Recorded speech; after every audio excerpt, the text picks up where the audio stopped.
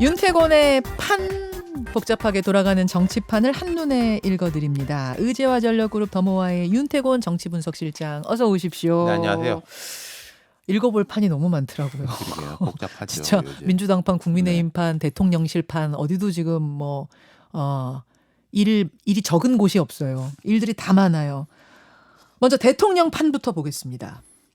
일단 지지율이 심상치가 않습니다. 이맘때면 허니문 기간이어가지고 게다가 해외 순방 같은 좋은 이벤트까지 있었기 때문에 지지율이 막 쑥쑥 치고 올라가야 되거든요. 근데 데드크로스가 하나에서 나타나는가 싶더니 지금 나오는 여론조사에서 다 데드크로스를 향해 가고 있는. 왜 이럴까요? 지난주에도 우리가 좀 이야기를 했었지 않습니까? 뭐 오차 범위 내이지만은 안 좋은 쪽에 올라가고 있다. 한 6월 10일, 6월 7일 그때부터 벌어지고 있는 건데 한 3주째 이어지고 있는 것 같아요. 네. 그럼 이제 한 6월 중순쯤에 신호음이 들어왔는데 그 이후에도 별로 바뀌는 듯한 느낌을 주지 못했다. 이게 제일 큰 원인인 것 같은데 뭐 이런 게 있을 거예요. 지지율의 문제로 이제 몇 가지를 보면 일단 구조적인 요인들. 전에 제가 말씀드린 게 이제부터는 절대평가다. 예. 뭐 전 정권하고의 문제, 대통령 선거 때 경쟁자하고의 이제 뭐 문제, 이거보다 윤석열 대통령과 정부 여당이 국정 운영을 어떻게 하느냐에 대한 그 사람들이 잘하냐 못하냐 네. 그 절대적 기준을 두고 보게 되면 그게 사실 더 어렵다 그런 말씀드렸는데 어제 대통령의 발언을 보면은 딱 그가 완전히 배치되는 거죠. 자, 어제 대통령의 발언을 보겠습니다. 네. 어제 한번 그 도어 스태핑 장면을 좀 보고 이야기를 더 나눠보죠. 라든지 뭐 그런 네. 인사 실패라는 그럼 전 정권에 그 지명된 장관 중에 이렇게 훌륭한 사람 봤어요? 다른 정권 때하고 한번 비교를 해보세요. 사람들의 가질이나 이런 것들. 그러니까 기자가 지금 이제 인사 실패라는 지적이 있어요. 이랬더니 전 정권에 지명된 장관 중에 그렇게 훌륭한 사람 봤어요. 자질이나 이런 걸 한번 비교를 해보세요. 이렇게 얘기하면서 이제 들어가는 장면입니다. 그리고 나서 박순애 장관 임명장을 주는 자리가 있었습니다. 이 박순애 장관은 교육부 장관인데 소주 3병 이상을 마셨을 때 나오는 혈중 알코올 농도로 만취 운전을 한 전력이 있죠. 그리고 조교 갑질 논란 때문에 이제 비판을 받았던 인물인데 어제 임명장을 주는 자리에서 대통령이 이렇게 말을 합니다. 들어보시죠. 뭐 임명이 늦어져가지고 언론에 뭐 또 야당에 공격받느라 고생 많이 했습니다. 소신껏 잘하십시오. 임명이 늦어져서 여론에 또 야당에 공격받느냐고 고생하셨습니다. 굳이 이 얘기를 했어야 했는가? 이런 얘기가 지금 여당에서도 나옵니다. 이분 인사청문회도 안 했잖아요. 그러면 언론이 할 수 있는 어떤 문제점들을 국민들께 알려드리는 게 언론의 의무인 건데 그거를 공격이라고 생각을 하시는 건가? 이런 의문. 그러니까 뭐 두 개 나눠서 보면 앞에 거 도어 스태핑에서 했던 발언이 아까 제가 말했던 절대평가에 대한 부분인 것인데 예. 대통령이 자꾸 이거 상대평가로 보려고 한다. 그리고 이게 뭐 상대평가에 대해서는 사람들마다 생각이 다르겠죠. 그 어제 나왔던 이야기는 박순애 장관, 이제 장관이고 교육부 장관에서 낭만 그 후보자 두 사람에 대해서 묶어서 한 이야기인데 이렇게 훌륭한 사람 본 적이 있냐.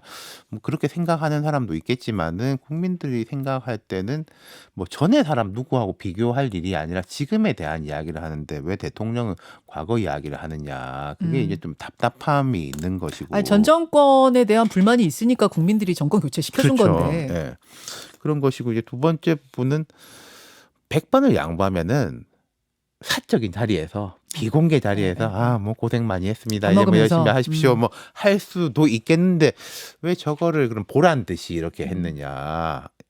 좀 이해가 잘 안 되죠. 그러니까 대통령이 뭔가 불만을 갖고 있다 이런 느낌이 드는데 왜 화가 날까? 국민들 입장에서는 약간 의아스러운 거죠. 그리고 저 화를 내는 대상이 누구냐. 흔히 이제 우리가 뭐 대통령이 그런 보도도 가끔 있지 않습니까? 뭐 경로했다, 진노했다. 네네. 누구에 대해서 경로를 하고 누구에 대해서 진노를 하는 거냐. 사실 저는 대통령이 경로, 진노했다 이런 건 별로 좋게 보진 않아요. 왜냐하면 국가의 모든 일이 돌아가는 건 궁극적으로 자기 책임인 건데 뭐 어느 뭐 현 정부가 꼭 그랬다는 게 아니라 과거에도 보면 뭐 네. 특정 부처가 뭐 일을 잘못했다, 뭐 공직 사회에 대해서 대통령이 뭐 엄하게 이제 뭐 꾸짖었다라고 하는데 약간 당황스럽죠. 그게 왜 우리한테 그걸 표출할 일인가인 건데 지금 커뮤니케이션의 구조가 조금 잘못돼 있는 것 같고 그다음 커뮤니케이션의 구조가요. 예, 그렇죠. 그러니까 이게 국민들이 어떻게 느낄 것이냐, 국민에 대해 가지고 이야기를 해야 되는 거고 윤 대통령의 저런 이제 스타일이 어제 오는 일은 아니고 사실은 또 어떻게 보면 저런 스타일이 때로는 인기가 있었고 네. 또 약간 약자 프레임일 때, 뭐 탄압받는 프레임일 때는 거기에 대해서 이제 박수를 받았는데 이제는 대통령인 거잖아요. 사실은 이제 저런 거침없는 발언들, 네. 사이다 발언들이 매력이 돼서 대통령 후보도 되고 그럼요. 대통령도 되고 이랬던 게 사실이거든요. 네. 근데 지금은 이제 대통령 후보가 아니라 검찰총장이 아니라 대통령이라는 거죠. 그럼요. 그러니까 지금 이제 어렵죠. 어려운 게 뭐 경제 문제 제일 어려운 이런 구조적인 문제가 있는 것이고 여기에 대해 가지고 제가 느낄 땐 그렇습니다. 당장은 국민들 다수가 이게 꼭 뭐 현 정부의 책임이다라고 생각은 하지 않을 거예요. 뭐 전 정부의 책임도 있을 것이고 구조적인 문제도 있고 되게 복합적이다. 예. 경제라는 게 뭐 우리만 잘한다고 되는 게 아닌데. 알죠, 그거 다 예, 그거 국민들이 다 아는데 알아요. 그럼 뭘 보냐면은 자 정책적 제도적으로 어떻게 대처를 하느냐. 예. 그다음 두 번째는 메시지라든지 자세라든지 어떤 것이냐 태도. 그걸 보는 거 아니겠습니까? 근데 정책적 제도적인 것은 아직 잘 안 보여요. 뭐 딱히 이렇게 크게 좋다 나쁘다라고 평가를 할 만한 것이 크게 눈에 들어오지 않는다. 지금 2달 됐으니까. 예. 예. 그러면은 제 눈에 들어오는 것은 대응하는 분위기나 메시지라거나 이런 건데 여기서 별로 지금 좋은 점수를 딸 수가 없는 상황이니까 이렇게 된 문제가 뭐냐면요. 정책적인 제도적인 좀 괜찮은 게 나오더라도 그 동력이 떨어질 수가 있는 거예요. 아, 그렇죠. 예, 사람이 이제 인상이 좋고 뭘 해야지 다 이쁘게 보이고 같이 하자 이렇게 되는 건데. 뭘 해도 이쁘고 그렇죠. 또 뭘 해도 미운 사람도 있고 원래 네. 사람이란 게 그렇잖아요. 예, 그런 부분을 스스로 깎아 먹는 게 있고 더 나아가서 되면은 예. 아까 말씀드렸던 구조적인 문제에 대해 가지고도 책임이 이제는 점점 더 정부 여당으로 조금씩 올라갈 수밖에 없는 거거든요. 시간이 지남에 따라서 예. 그 세 가지의 이제 순환 고리가 다 안 좋아질 수 있는 거죠. 아, 좀 조언을 좀 한다면 그러면 우선 발언할 때 이제 전 정부와의 비교 요거는 좀 그럼요. 그만해야 된다. 네. 요 조언 하나. 또 하나는 도어 스태핑. 지금 계속해서 도어 스태핑에서 대통령이 하는 발언이 하루 종일 모든 뉴스를 다 장식하고 있거든요.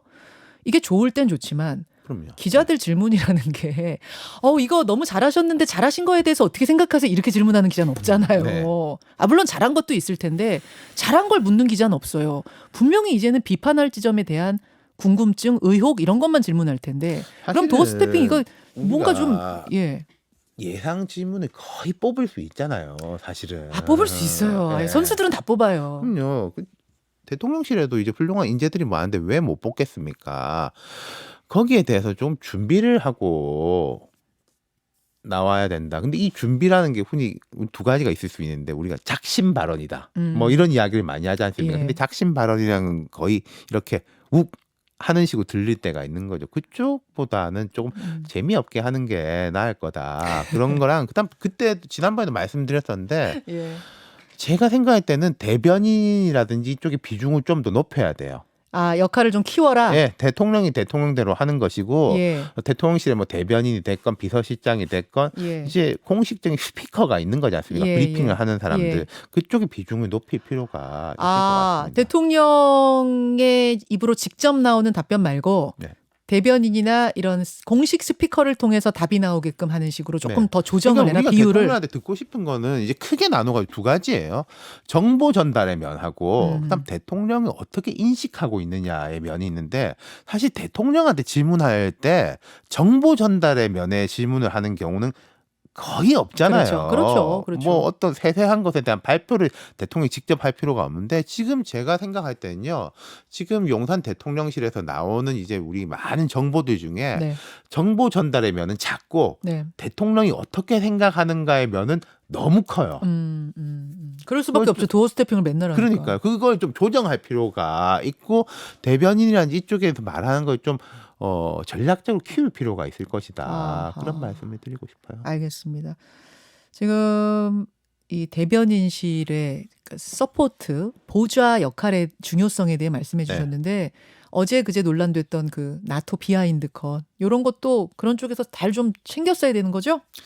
그렇죠. 그게 참 제가 생각할 때는 지금 이제 참모들이 되게 힘들 거예요. 위축돼 있기도 할 거고 뭐 좀 좋은 거 없냐, 뭐 분위기 바꿀 거 없냐라고 하는 와중에 그런 압박이 강해지면은 그 나토 비하인드 컷 같은 또 이제 그런 일도 터지기 마련인 거죠. 알겠습니다. 알겠습니다. 윤태곤의 판 이번에는 민주당 판으로 가겠습니다.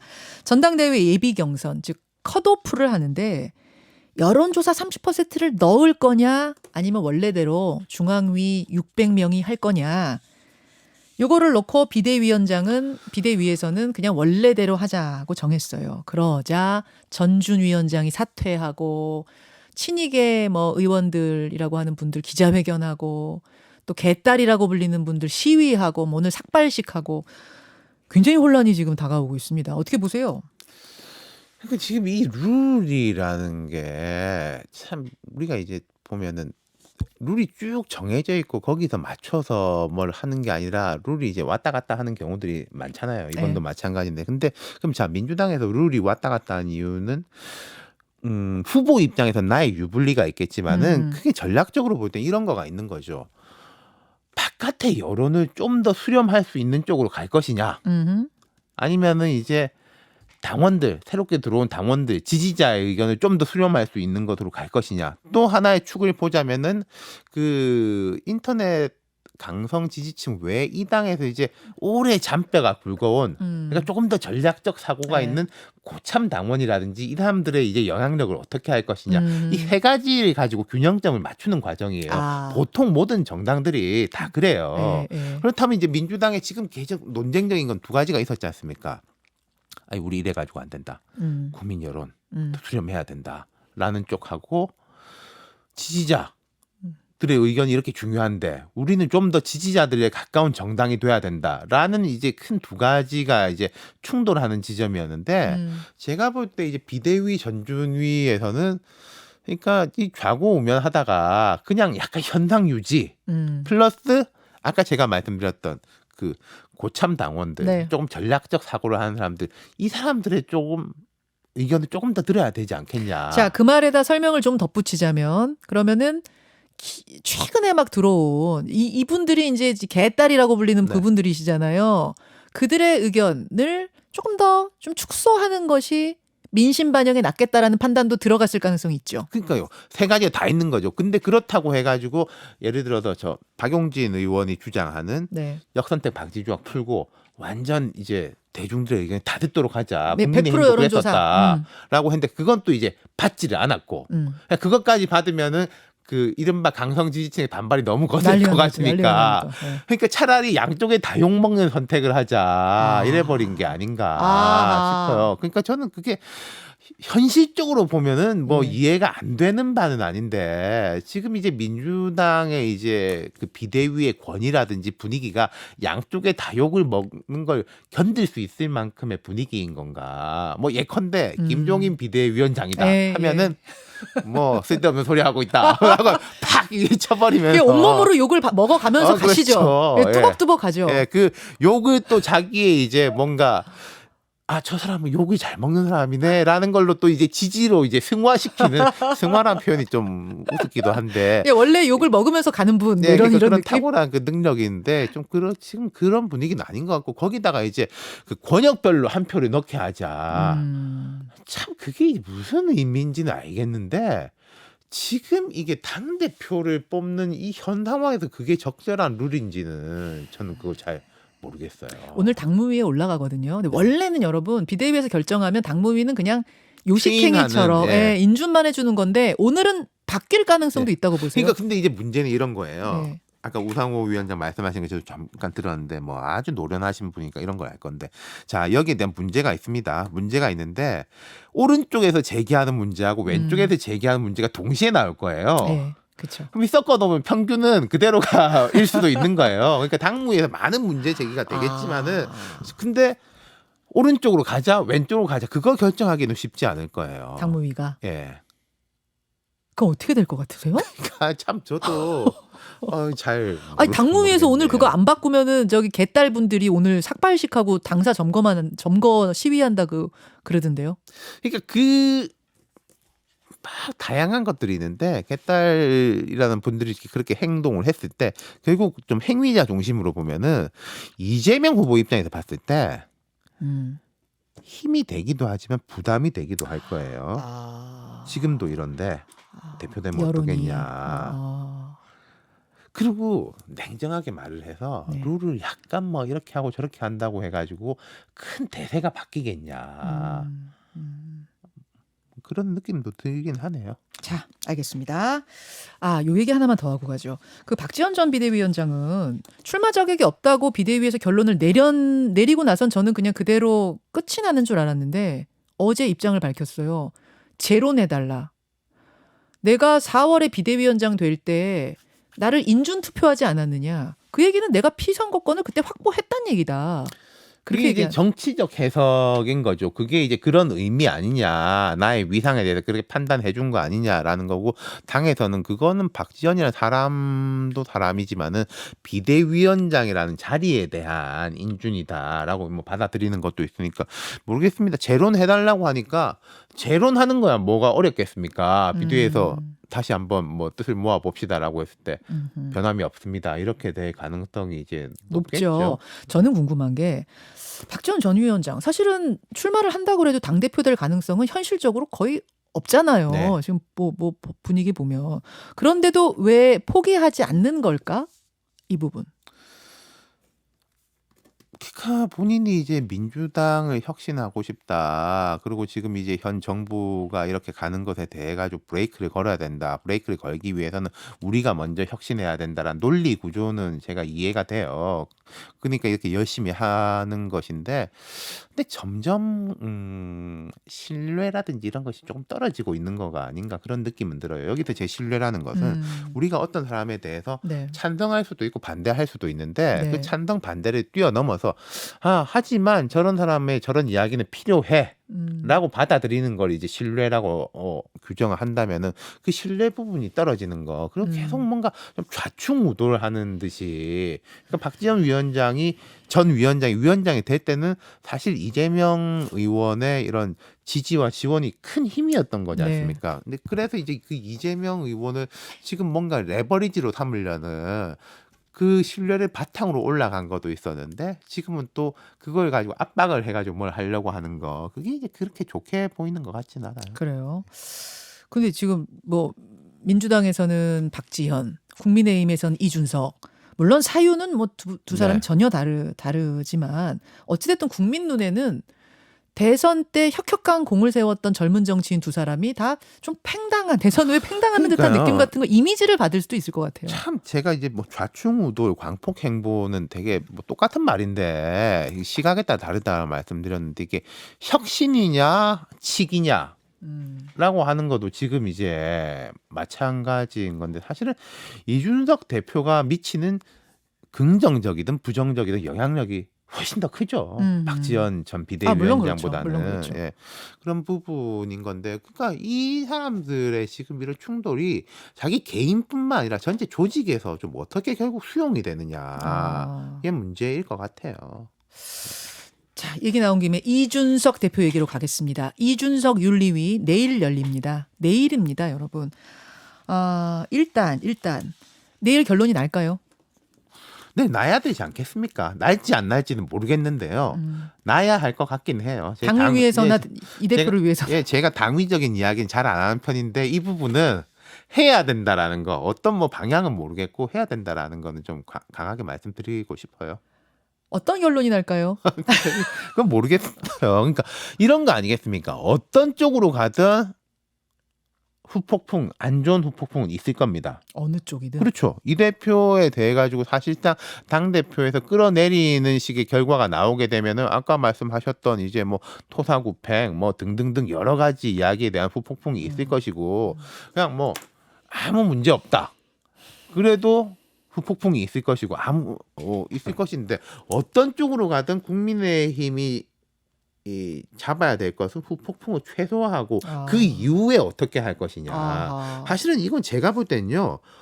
윤리위한테 너무 큰 책임을 넘겨놓은 상황이에요. 지금 물론 윤리위도 빨리빨리 결정했으면은 이까지 왔겠냐 싶기는 하지만은 너무 네. 과한 책임을 넘겨놓은 상황이고 어. 그 부분에 대한 이제 정리라든지 이게 돼야 될 건데 그럼 이걸 정리라든지 이걸 누가 할 거냐. 뭐 대통령이 직접 나서라?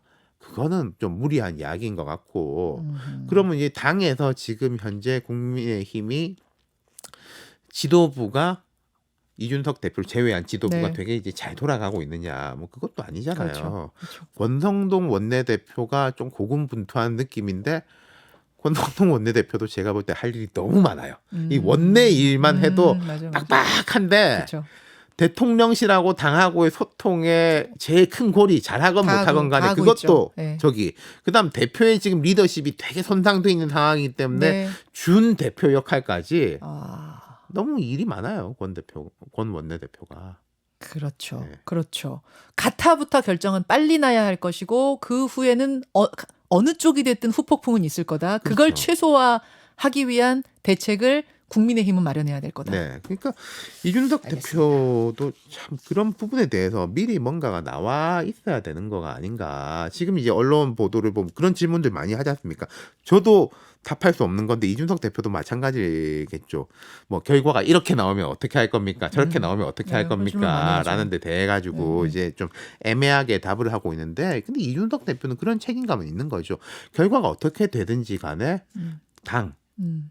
정부의 성공을 위한 방향으로 가겠다. 그리고 만약에 이준석 대표 입장에서 결과가 좋게 나온다고 가정하면요. 네.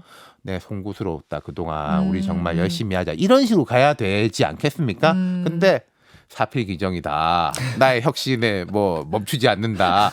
그런 식으로 하면 되게 안 좋겠죠. 그건. 자, 결과 나오고 나서 그건 네. 다시 한번 얘기해 보도록 하겠습니다. 윤태곤의 윤태곤 실장님 고맙습니다. 감사합니다. 김현정의 뉴스쇼는 시청자 여러분의 참여를 기다립니다. 구독과 좋아요, 댓글 잊지 않으셨죠? 알림 설정을 해두시면 평일 아침 7시 20분 실시간 라이브도 참여하실 수 있습니다.